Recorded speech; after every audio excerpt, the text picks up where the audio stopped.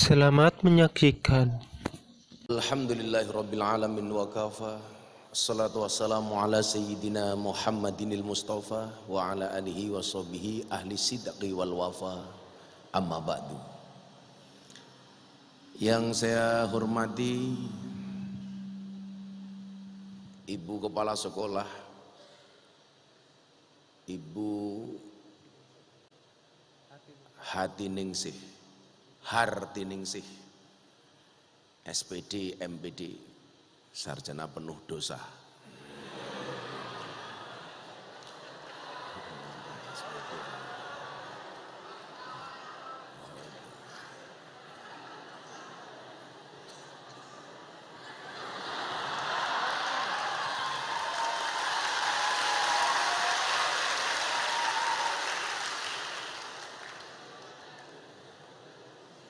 Yang hadir hari ini Kepala Kanwil Kementerian Agama Daerah Istimewa Yogyakarta, Bapak Ibu Guru MAN 2 Kulon Progo, serta anak-anak sekalian yang berbahagia. Tuku wingko bakule perawan, perawane ayu bokonge lemu. Hei anak MAN 2 Kulon Progo yang cantik dan tampan, izinkan aku mengucapkan I love you.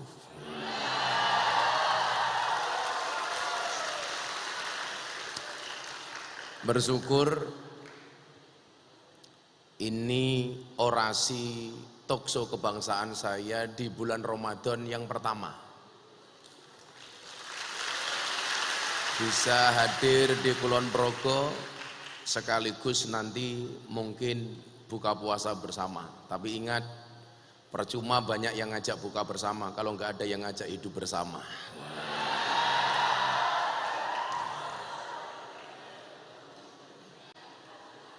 Maka adik-adik, kita hadir hari ini mungkin banyak bukan yang aliran berbuka dengan yang manis, tetapi banyak aliran berbuka dengan yang gratis. Adik-adik sekalian, sengaja kemudian saya minta Gus Miftah Official untuk cari sekolah di Kulon Progo terkait begitu banyaknya isu yang ada di Yogyakarta, salah satunya di Kulon Progo. Ini juga ada Pak Kapolsek, Pak Dan Ramil, terutama berita-berita viral kekinian yang bahkan menjadi perhatian pemerintah pusat. 2 hari yang lalu saya ceramah di hadapan Presiden di acara Silaturahim Ramadan bersama Ketua Umum Parpol dan Bapak Presiden. Salah satu yang ditanyakan ke saya adalah, nah ini pas saya ceramah sama Pak Presiden di Jakarta Selatan kemarin. Saat itu salah satu yang menjadi perhatian beliau adalah tentang begitu maraknya kasus intoleransi dan kenakalan remaja yang ada di Yogyakarta. Dalam hal ini adalah masalah kelitih. Kelitih. Iki ana rupa-rupa kelitih ra iki. Lah sing lemu ini jangankan bacok wong. Apa, Gus? Jangankan bacok wong. Krungu mercone manuke mengkeret.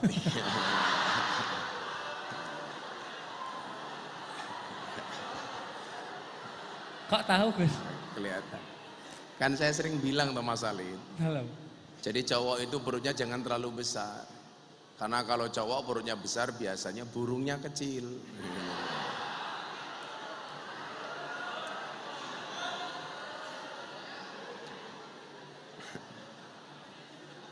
Enggak percaya? Ayo kita sepil.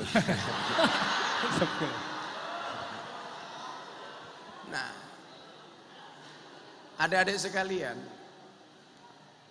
yang pertama persoalan yang kemarin viral di Kulon Progo seumpamanya, walaupun sudah mendapatkan klarifikasi dari Ibu Kapolres, yang dengan kasus itu Bu Kapolres mendapatkan pemindahan jabatan, gitulah kira-kira.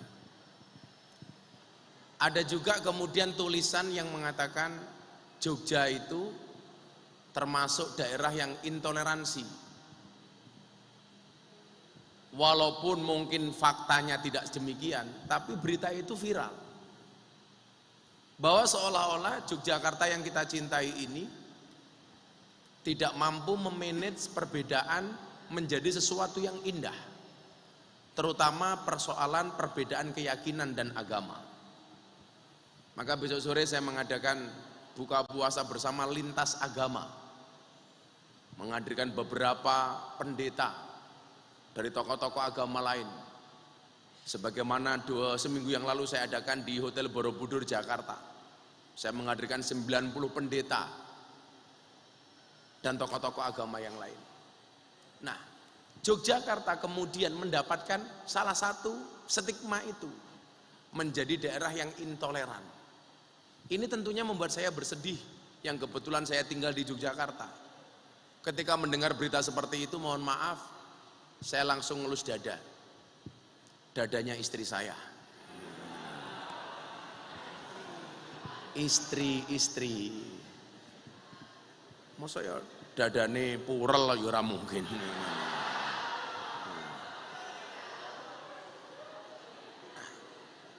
Maka adik-adik sekalian, orang berpuasa itu kemudian satu hal yang harus dilakukan, dia harus memahami tujuan dari puasa sendiri itu apa. Yang kemarin saya sampaikan di hadapan Presiden bahwa puasa itu al-imsak. Intinya adalah pengendalian diri, mampu memanage hawa nafsu. Laisa sadidu bisur'ah. Orang yang kuat itu bukan orang yang senantiasa menang di medan laga, enggak. Yang senantiasa menang ketika dia bergulat, enggak. Kebetulan saya ini ketua kickboxing daerah istimewa Yogyakarta. Saya punya anggota kickboxer itu banyak banget. Saya sampaikan, pemenang itu bukan mereka yang selalu kuat. Bukan apalagi mereka yang receh, malam-malam keluar dari rumah bawa pedang, bawa sajam, ada orang dibacok. Ini orang kena penyakit jiwa, wong kentir itu. Sekarang hebatnya apa bawa sajam itu? Ngarit. Yang hebat itu sekarang bukan yang punya senjata. Bukan yang pernah pistol. Sekarang begini hitung-hitungan, Pak Kapolsek punya pistol, saya punya medsos. Pak Kapolsek satu peluru nembak orang, satu peluru mungkin hanya bisa mengenai satu kepala. Satu peluru satu kepala. Saya punya medsos, saya posting sekali bisa nembak jutaan kepala. Contoh, postingan saya terkait respon saya terhadap seorang seleb TikTok yang membuat konten makan babi pakai bismillahirrahmanirrahim, yang namanya Lina Mukherjingan.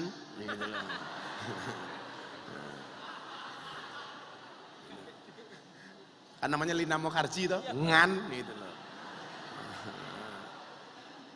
Saya posting, kalau Anda bisa lihat di TikTok saya, itu ditonton lebih dari 4.700.000 kali.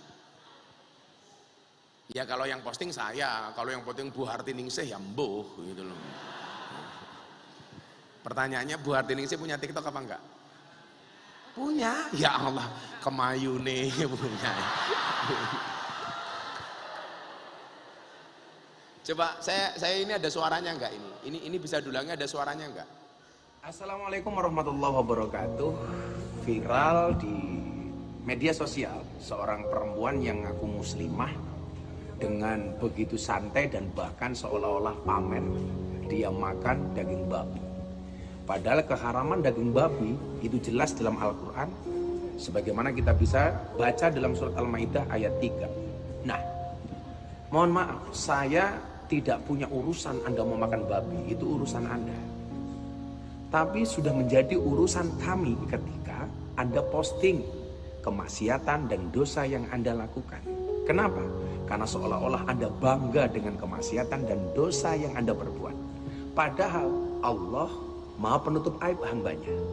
Maka dikatakan oleh baginda Nabi Muhammad SAW, kullu ummati mu'afan illal mujahirin. Setiap umatku akan mendapatkan ampunan kecuali mujahirin. Siapa itu mujahirin? Orang-orang yang terang-terangan berbuat dosa.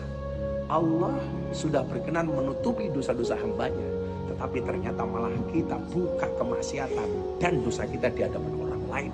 Justru Anda pamer-pamerkan. Kalau Anda mengatakan ini kan urusan pribadi saya, kalau urusan pribadimu gak usahlah diposting. Ketika kamu posting berarti apa? Anda seolah-olah mengejek. Mengejek apa? Mengejek larangan Allah bagi orang. Ini ditonton 4.700.000 kali.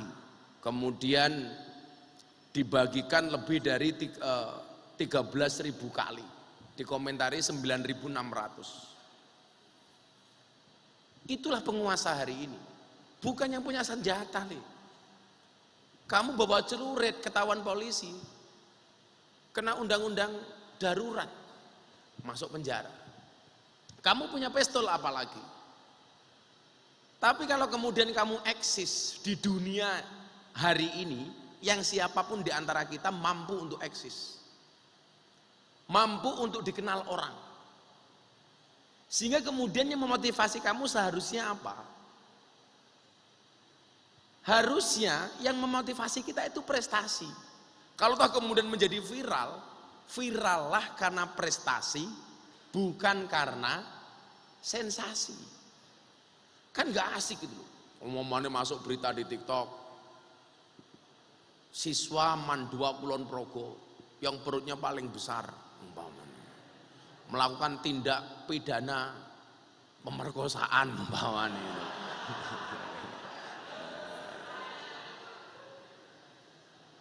Tapi kan keren umpamanya. Mandua Kulon Progo siswanya berprestasi. Wah, akhirnya mendapatkan kesempatan dipanggil istana.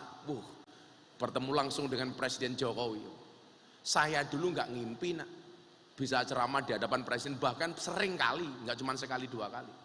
Tapi ternyata mimpi itu nyata. Mimpi itu wujud. Dan kita bisa. Saya juga produk madrasah aliyah, bahkan swasta nggak negeri. Yang mungkin mohon maaf, sistem pendidikan di zaman saya dulu tidak sehebat hari ini. Tapi faktanya apa? Yang saya berangkat dari desa, bahkan mohon maaf masuk ke kampung saya itu dulu belum ada listrik Mas Alid. Kita ngaji pakai sentir. Kalau tidur kita temannya ublik sentir. Kalau bangun hidungnya hitam semua sudah gitu. Tapi faktanya kemudian apa? Idza sadaqal asmu wa tuhassabil. Ketika ada kemauan pasti ada jalan. Yang kemarin saya ketemu presiden tuh ngaji saya yang keberapa? Udah kesekian kalinya. Ada nggak yang foto saya selfie sama presiden? Ini yang kesekian kalinya.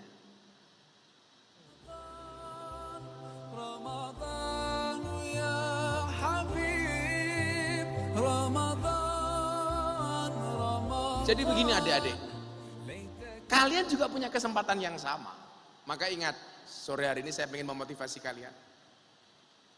Saya selalu mengatakan begini, apa sih yang ditunggu dari orang berpuasa itu? Yang ditunggu itu cuma satu, adzan maghrib. Maka sekarang baik yang sudah menikah maupun yang jomblo statusnya sama. Sama-sama nunggu adzan maghrib. Enggak ada yang lain. Nah, orang berpuasa itu walaupun dia lapar, haus, dahaga, tapi kenapa dia optimis? Karena yakin adzan maghrib pasti datang. Artinya apa? Puasa itu mengajarkan kepada kita untuk mempunyai pribadi yang optimis, yang tangguh. Maka saya sering bilang, bermimpilah dalam hidup, Jangan hidup dalam mimpi. Artinya apa? Anak-anak hari ini semuanya harus punya impian ke depan. Harus punya mimpi-mimpi besar. Yang bahkan dulu saya dihina, dibully, dicaci, dimaki. Ketika saya mempunyai impian besar, bagaimana kemudian lokalisasi dan klub malam di seluruh Indonesia ini harus mau dan bisa pengajian. Orang dulu mengatakan mission impossible.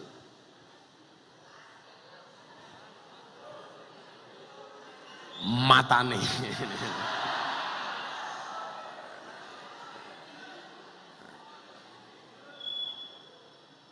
Yang bagi sebagian orang ini mission impossible. Tapi kemudian saya meyakini apa? Ini mampu, ini bisa. Kan saya sering bilang, apa bedanya orang optimis sama orang pesimis?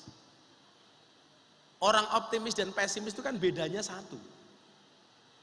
Orang optimis itu melihat peluang dalam masalah. Sementara orang pesimis melihat masalah dalam peluang.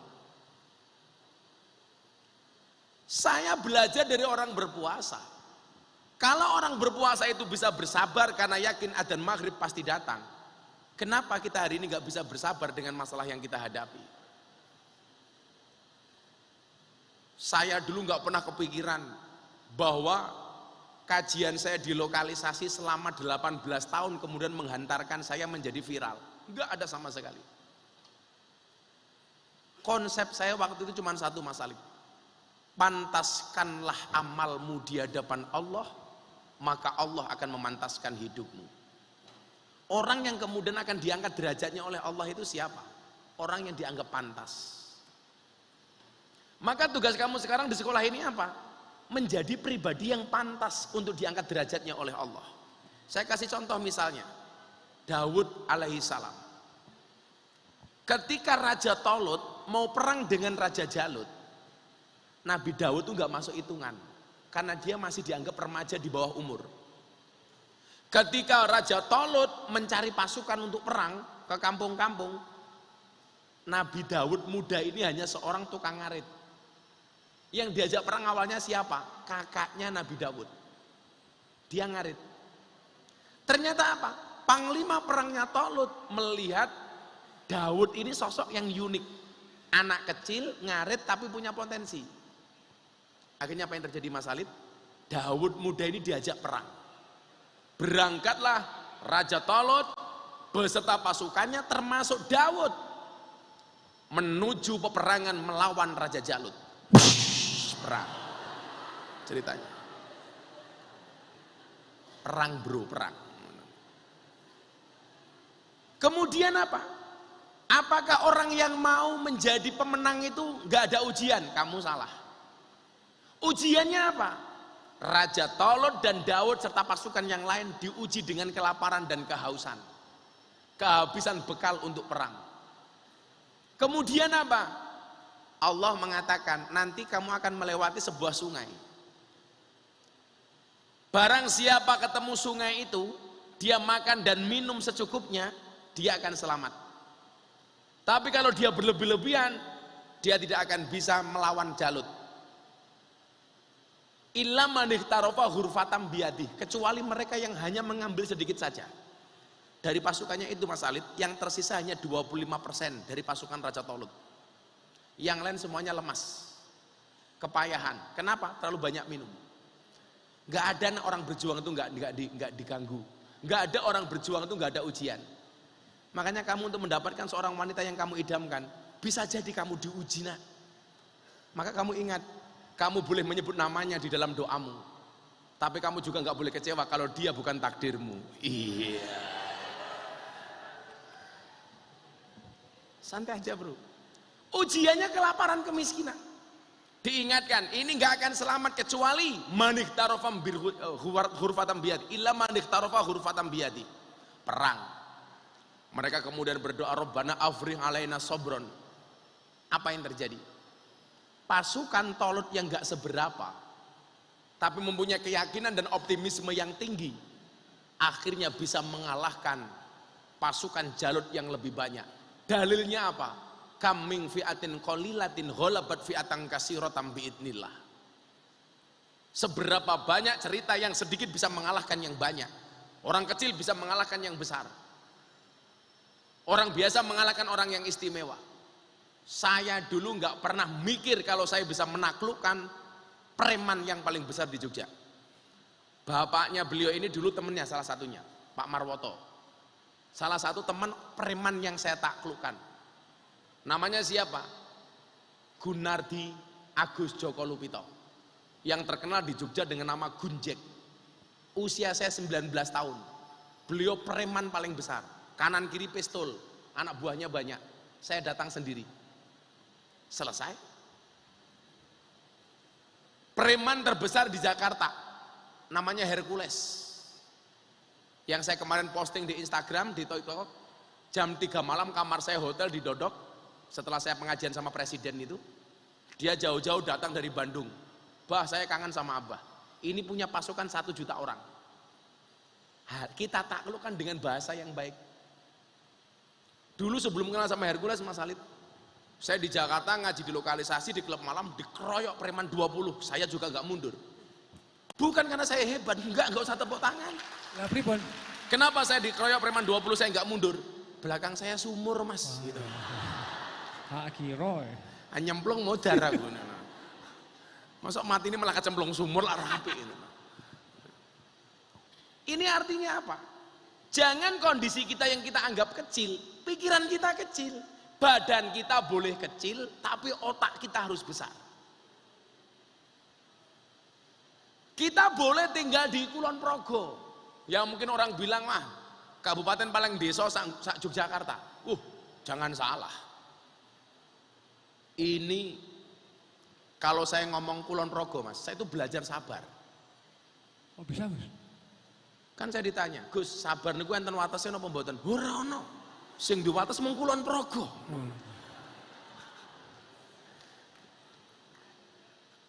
Badan kita boleh, Nak, tinggal di desa. Tapi otak kita ini harus mendunia.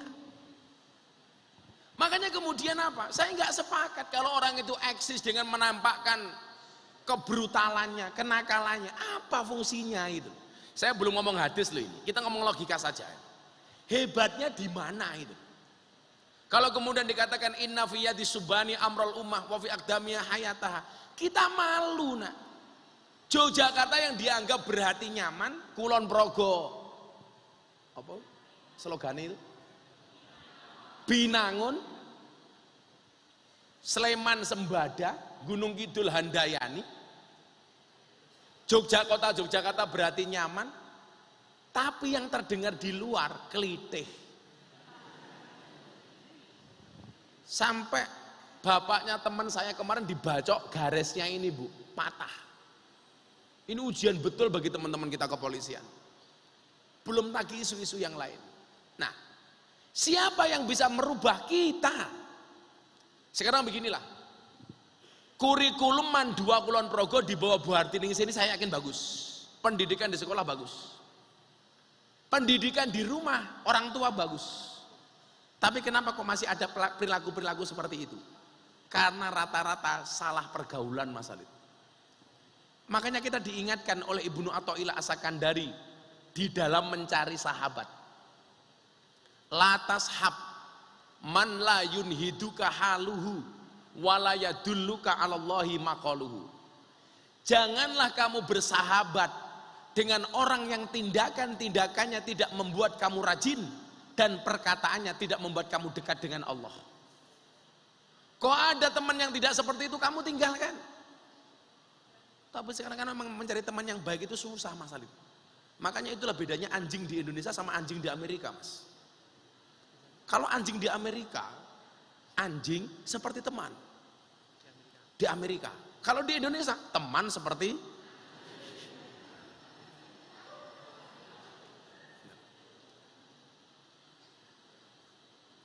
kenapa mic-mu mati? Ya operatornya anjing gitu, Mas. Oh, bukan.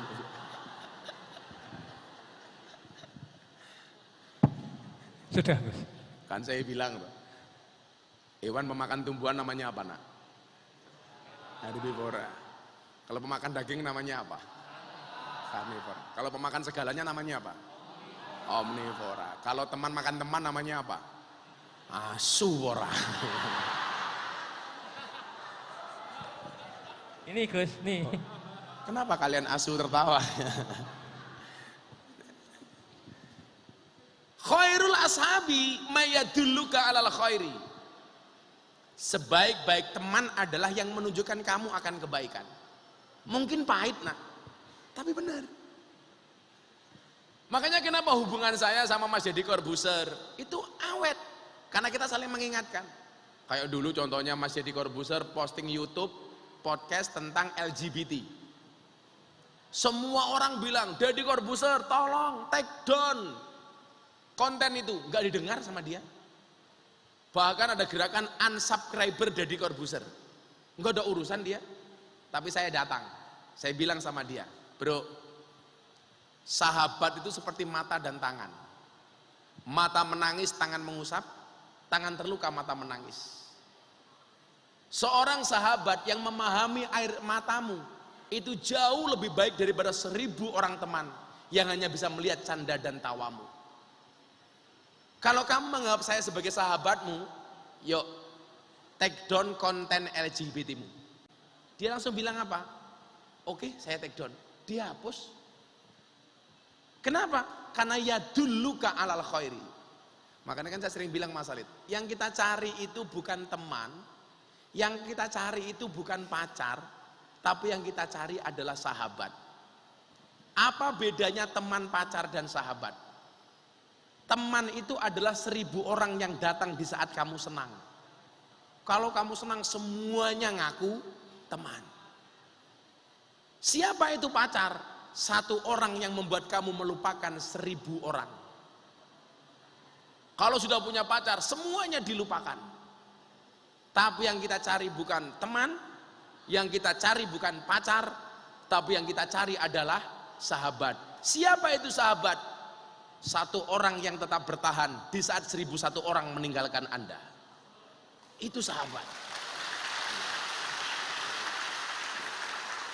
Kalau kamu punya teman ngajak kepada kemaksiatan, apalagi berpotensi kriminal, tinggalkan. Kan kadang-kadang nggak begitu Mas. Kadang-kadang aku wah ini solidaritas, solidar matamu gitu loh. Baca uang kok solidar gitu loh. Apalagi nyuwun sewu. Waktunya orang terawih, kamu sama teman-teman kamu menyalakan petasan dekat masjid, namanya bukan solidar le. Soliboso itu ya itu gitu. Makanya kemarin saya membuat fatwa Mas Alid. Saya membuat fatwa cukup indah. Di bulan Ramadan ini saya membuat fatwa. Haram hukumnya menyalakan petasan di mata ulama. Haram. Oh. Ini kan? Ada Menyalakan petasan di mata ulama hukumnya haram. Yang jeblok pematane gitu.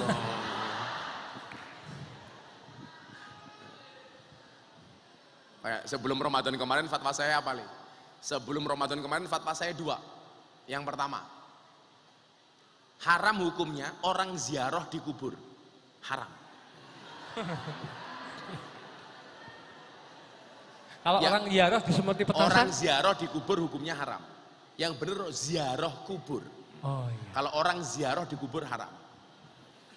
Kemudian yang kedua, fatwa saya kemarin adalah haram hukumnya mendoakan orang mati. Haram. Berarti ini sih mudaroh itu haram. Haram. Mendoakan orang yang sudah mati itu baru boleh.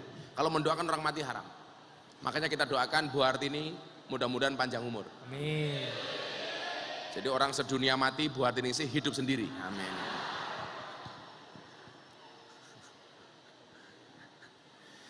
Coba saya mau baca satu hadis. Nanti di akhir kita akan tanya jawab.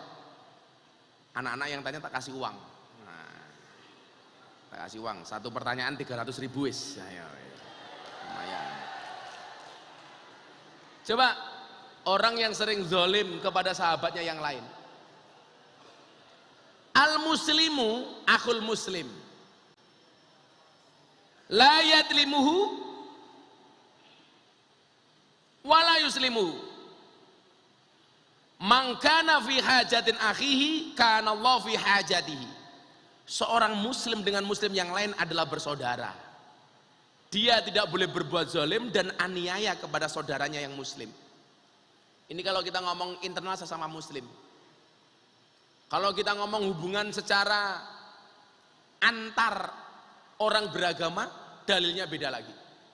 Coba, kadang-kadang sing kelitih wong Islam, sing dibacok ya wong Islam. Itu kan dolim nah. Dan lebih celakanya lagi apa Pak Kapolsek? Kemarin Pak Kapolda kemarin sore kan buka puasa di tempat saya. Ini yang terpapar paham-paham kelitih ini, itu rata-rata usianya pelajar. Gua celurit dawa, bahkan celurite karo awake dawa celurite gitu. Gila mbacok ya kepiye gitu. Maka waktu muda itu seharusnya apa? Waktu kita habiskan untuk prestasi. Bukan sensasi. Semua orang hari ini bisa besar dengan media sosial yang kita miliki masing-masing. Tapi alangkah indahnya itu loh, yang kita posting dari Man 2 Kulon Progo, prestasi anak-anak. Apalagi tadi di sana saya membaca apa? Apa itu terbaik sedih apa itu? Di belakang itu. Prestasi Man 2 Kulon Progo. 1. Kepala sekolah berprestasi, maido murite umpamanya itu. Bulan ini beliau ulang tahun. Oh sekolahnya 56. Kalau yang kita tampilkan prestasi seperti itu kan asik. Kamu posting nak, sekolahku Man 2 Kulon Progo, prestasinya ini, terbaik apa. Bukan masalahnya itu loh. Kalau orang pengen viral karena sensasi cepet nak, tapi hilangnya juga cepet. Yang sering saya sampaikan, saya malam-malam pulang pengajian buka TikTok FYP. Cewek berjilbab, kotangnya dibuka. Hai guys, itu. Susuku gede guys.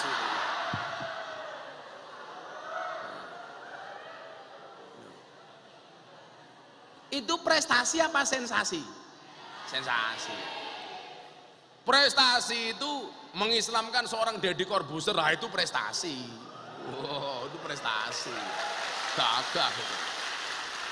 Jadi kalau viral itu asik. Wah, ini dulu ya.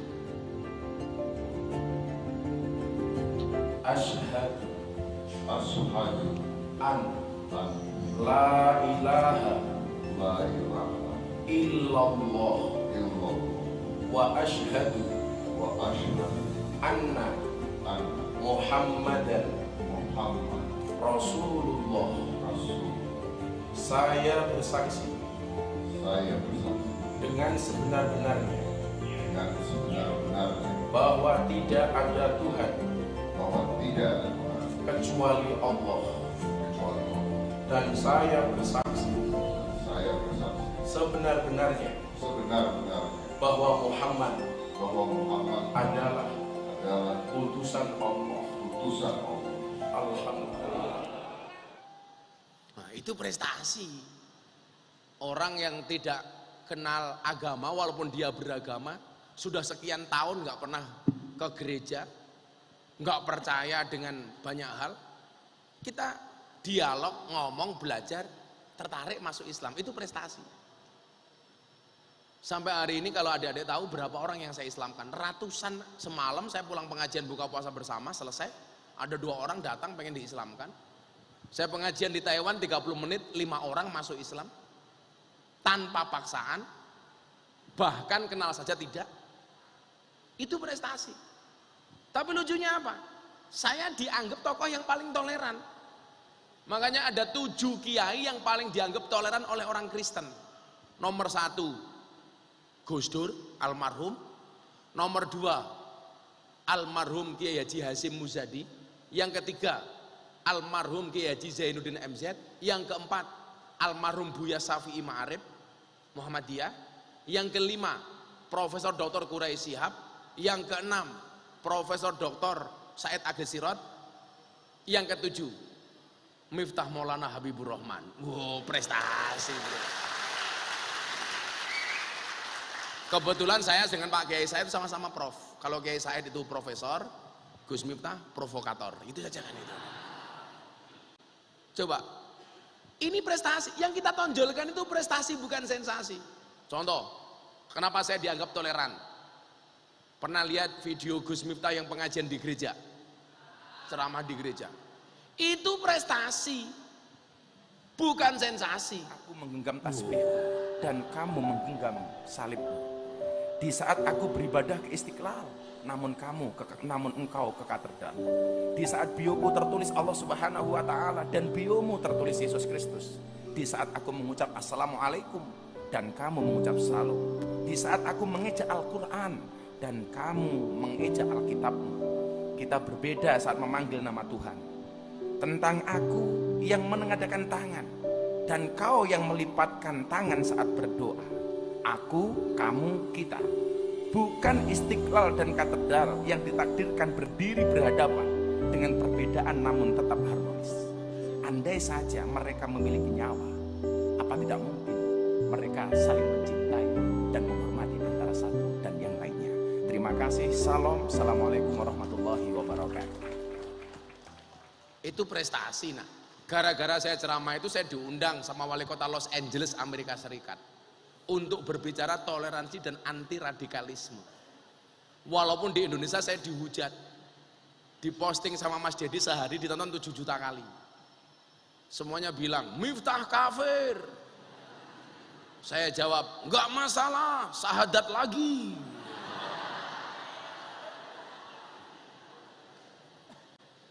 Kalau saya ceramah gitu di dalam gereja biasa. Enggak, kok lihat patung Bunda Maria jadi kafir itu juga enggak. Itu enggak. Saya kemarin mengucapkan selamat Natal, Miftah kafir jadi Kristen gara-gara mengucapkan selamat Natal. Enggak, buktinya tanggal 22 Desember saya mengucapkan selamat Hari Ibu, saya juga tidak jadi ibu. 10 November saya mengucapkan selamat Hari Pahlawan, saya juga tidak jadi Avenger, biasa-biasa saja itu. Kamu jomblo mengucapkan selamat menikah, tetap jomblo. Yeah.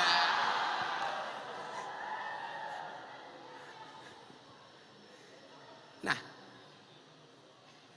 sekali lagi, yuk, Man 2 Kulon Progo ini viral dengan prestasi, bukan dengan sensasi. Gitu aja Mas Alid, supaya bisa tanya jawabnya agak panjang. Oke. Berapa orang dulu, Gus? Cewek 2, cowok 2 boleh. Oke, cowok 2, cewek 2 yang punya pertanyaan monggo. Silahkan diseleksi dulu. Yang depan ini 1. Ini ya, kelas berapa? 12. Itu kelas berapa? Kamu yang pakai jas biru. Kabeh, Dik. Pakai peci. Kelas 11. Oke, 12, 11 ini dulu. Yang ukti, tunggu dulu. Yang tadi pernah angkat tangan. Kelas berapa? 11, oke, masuk. Kelas 12, maju. Nanti kelas 10 boleh ada kesempatan. Biar roto nggih. Kenalan dulu ada siapa? Wah ini. Pertanyaan yang bagus, tak tapuk duit. Wah. Langsung gogrok bringose, Gus. Yang Mbak, sini Mbak. Sini Mbak. Oke, senyum Mas. Iya, kita ada masalah keluarga Mas. Cek. Iya, oke. Bismillahirrahmanirrahim. Assalamualaikum warahmatullahi wabarakatuh. Waalaikumsalam. Namamu siapa? Mohon maaf Gus, perkenalkan saya Alvin Primadi Saputra dari panggilannya Alvin. Dari kelas 12 MIPA 1. Cita-citanya pengen jadi apa? Cita-citanya insya Allah ingin jadi orang sukses dan berguna bagi semuanya. Sing konkret, orang Oke. copet itu ya sukses. Berguna ya Gus ya? Apa? Konkretnya apa? Bismillah pengusaha Gus. Wow, pengusaha. Saya doakan jadi pengusaha biting ya. Buatan nopo-nopo, insya Allah berkah. Buatan nopo-nopo. Pengusaha biting lumayan loh, Lid. Lumayan Gus. Kenapa kamu senang punya kumis? Belum dicukur aja Gus. Tak kasih hadis. Al-khamsatu minal fitrah. Fitrah itu ada 5. Yang pertama, khitan. Sudah sunat belum? Sudah. Kalau Coba belum, lihat. kalau buka matamu buka gitu. Orang. Ya paling cilik Lid gitu. Kalau kamu belum sunat, saya sarankan sunatnya di Jepara. Bentuknya bagus, ukir-ukiran.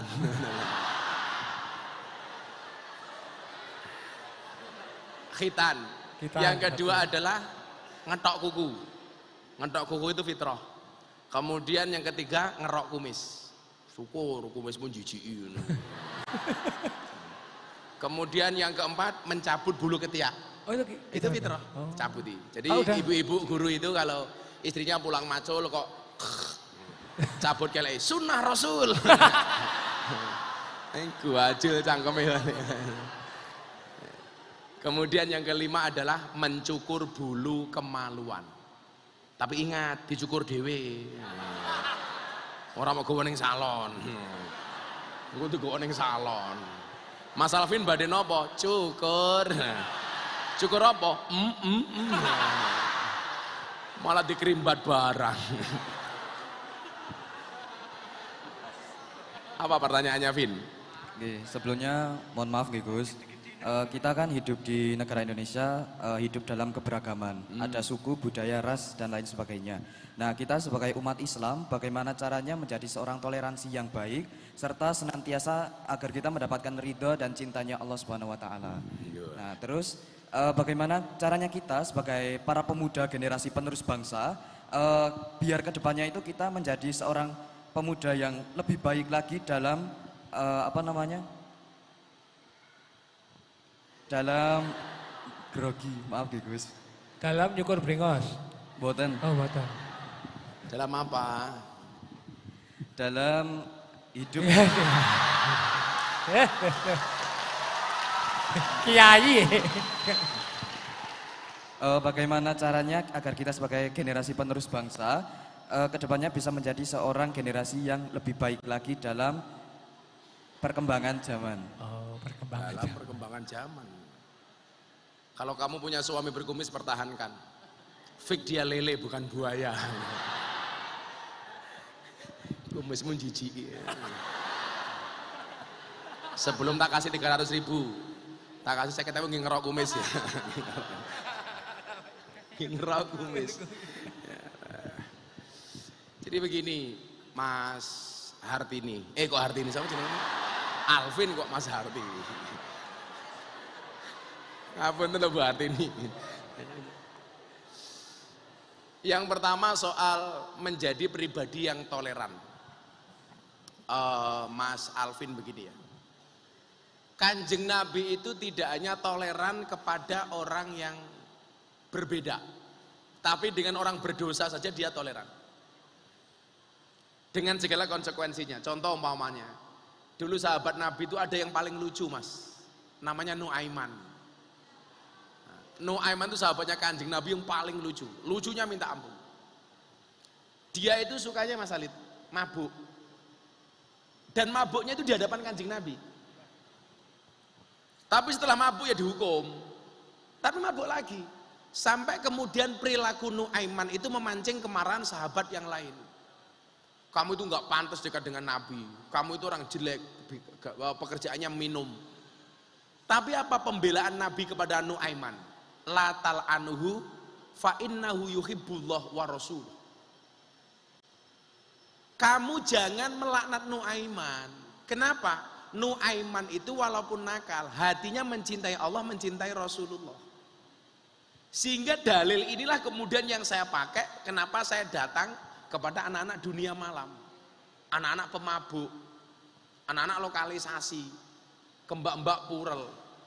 Karena saya baca hadisnya. Dalam rangka apa?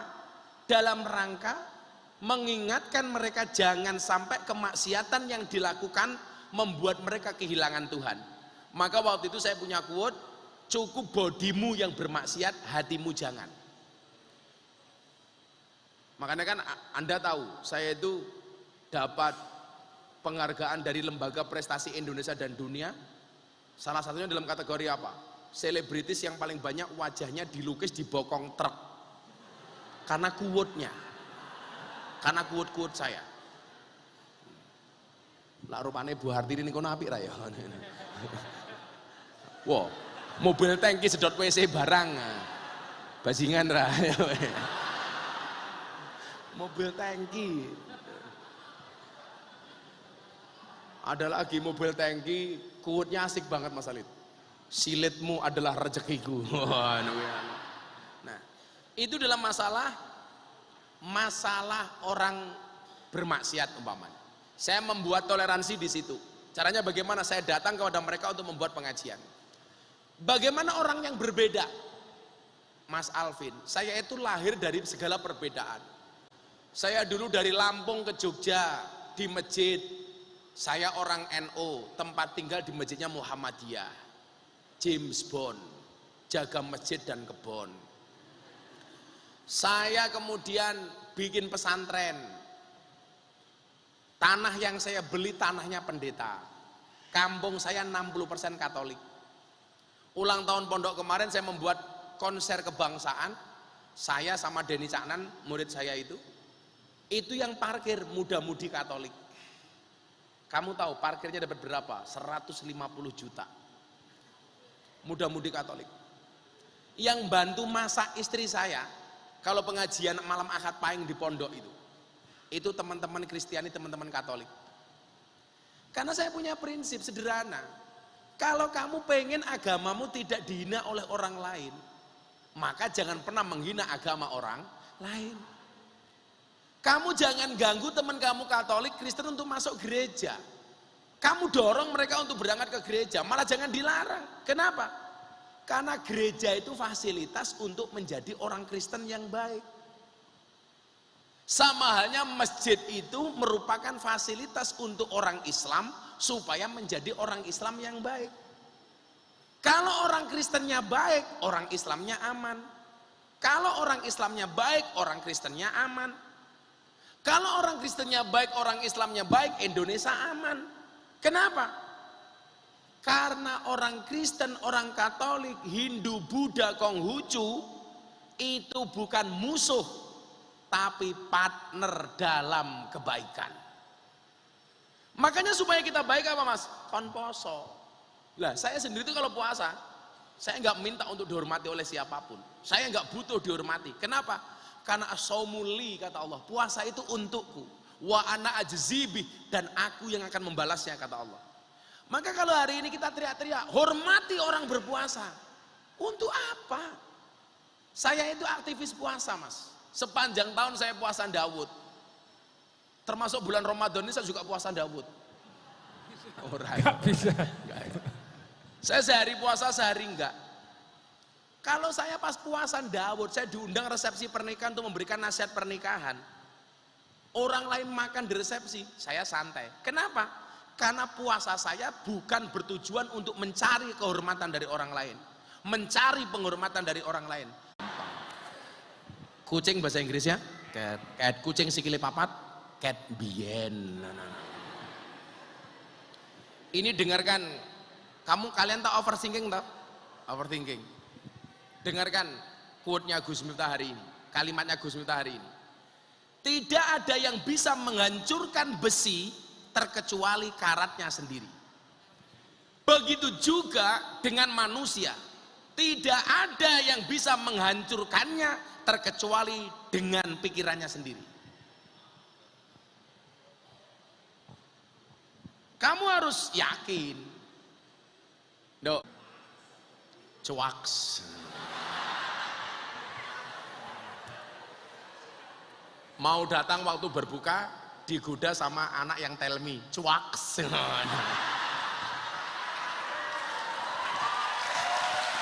Sing saset toh. Makanya saya bilang sama kamu, berbukalah dengan yang pasti.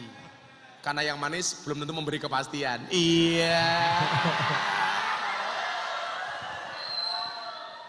Apa Ju? Aku emosi loh Ju iki Ju. Kita al istiqomatu khairum min alfi karomah. Istiqomah itu Mas Arju itu lebih baik daripada 1000 kemuliaan. Makanya amal itu diterima oleh Allah itu bukan karena banyaknya atau sedikitnya, tapi summastaqomu, yang dilakukan secara istiqomah. Makanya dulu kita ada peribahasa apa? Dikit demi sedikit, lama-lama menjadi bukit. Berarti apa? Yang kita tuju itu bukan bukitnya sebenarnya, tapi prosesnya. Nah, supaya kamu bisa konsisten, bisa istiqomah, fokuslah kepada proses, jangan berorientasi kepada hasil. Karena Tuhan itu mewajibkan kita untuk berproses, bukan mewajibkan kita berhasil. Makanya kalau ada orang sukses, oh kok ono Pak Kapolsek, ono Pak Danramil, ono Bu Kepala Sekolah, mereka kamu anggap sukses. Yang kamu pelajari itu bukan kesuksesannya, tapi yang kamu lihat adalah prosesnya. Ingat Arju, sukses itu melalui banyak proses, bukan melalui banyak protes. Cuaks.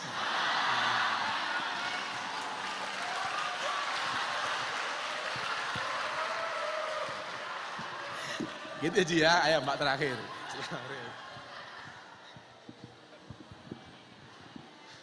Assalamualaikum warahmatullahi wabarakatuh. Waalaikumsalam. Perkenalkan nama saya Agak Sakinah. dekat mic-nya, Dok. Yang kencang ya. Perkenalkan nama saya Sakinatur Rofiah. Siapa? Sakinatur Rofiah. Aku tanya dia kok kamu yang jawab, kamu naksir sama dia ya. Iya. Jangan-jangan Sakinah sama si Alvin ini beda pemikiran. Alvin mikir Sakinah, Sakinah mikir Arju. Iya.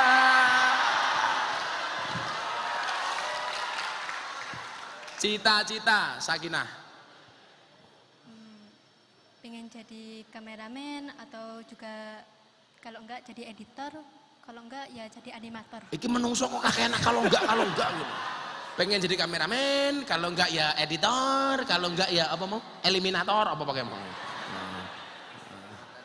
Oh, konten kreator. Oh, berarti kamu sevisi dengan si Arju. Santai aja Ju, kalau jodoh pasti ketemu. Ketemunya di mana? Di pelaminan.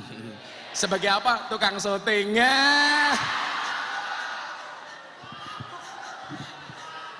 Apa Sakinah? Izin cana ya Pak Yai, tips atau cara agar terhindar dari maksiat akan tetapi senantiasa menjadi orang yang bermanfaat. Oh, kamu sering diajak maksiat sama Arju?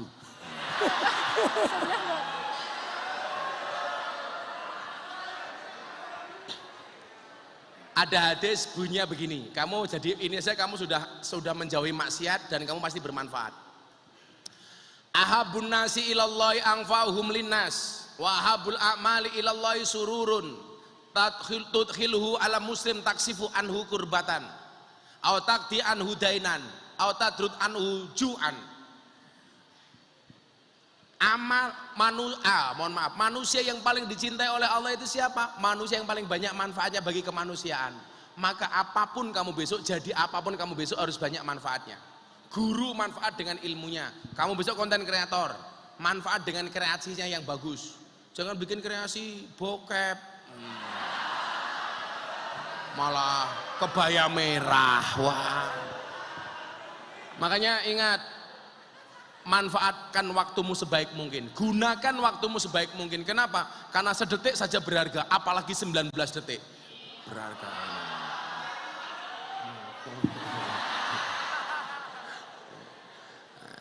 Kemudian apa? Amal yang paling disukai oleh Allah itu apa, Nduk? Ketika seseorang bisa memberikan kebahagiaan bagi orang lain sehingga orang lain itu lepas dari segala kesedihan, atau bisa membayarkan hutangnya orang lain, atau bisa memberikan makan bagi orang yang kelaparan. Itu manusia yang paling dicintai oleh Allah. Lah, kenapa kamu harus menghindari maksiat? Karena untuk menjadi orang yang bermanfaat ini harus menjadi orang yang berilmu, dan ilmu itu tidak akan masuk kepada orang yang bermaksiat. Makanya Imam Syafi'i pernah sambat kepada gurunya namanya Kiai Waqi, sakautu waqi insu akhifdi. Saya sambat kepada guru saya Kiai Waqi, Pak Kiai, kenapa saya sulit menghafal? Fa'arsadani ila tarkil ma'asi. Beliau memberikan petunjuk kepadaku untuk meninggalkan kemaksiatan. Fa'akhbaroni bi'anal ilma nurun. Beliau memberikan kabar kepadaku bahwa ilmu itu bercahaya. Wa nurullah la yuhdalil asi. Dan cahaya Allah tidak diberikan kepada orang yang bermaksiat. Makanya jangan pacaran. Kalau kamu naksir sama si Sakinah, kamu doa saja. Ya Allah, bila dia jodohku, jadikan dia istriku ya Allah. Namun bila dia bukan jodohku, mbok dicek lagi ya Allah. Ngono. Kira-kira begitu deh ya. Jadi orang yang bermanfaat. Yuk masing-masing 300.000. Kasih kaos Mas Halid. Sudah maghrib ini kayaknya.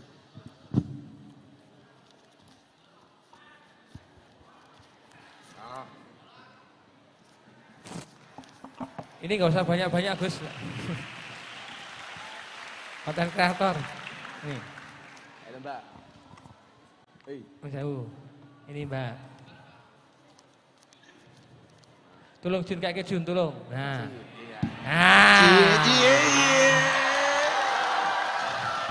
Dibuka kaosnya. Foto-foto dibuka. Dibuka.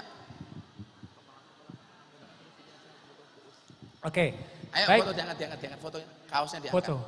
Kaosnya dari mana? Dari Bank BRI ya. Ayo diangkat, berdiri. Kami mengundang kepala sekolah berkenan bergabung bersama kami, kemudian Kepala Kanwil Kementerian Agama DIY, monggo Pak izin. Kemudian tamu undangan yang lain mungkin dari kepolisian, dari TNI untuk bisa bergabung bersama kami sebelum nanti kita bersama-sama menutup acara untuk lanjut dengan berbuka puasa.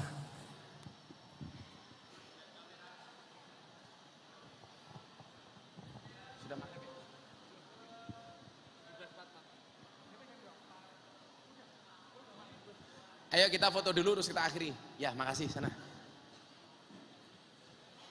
Silakan Bu Kepala Sekolah dan teman-teman kita foto semuanya berdiri. Terima kasih sudah menonton. Jangan lupa subscribe ya.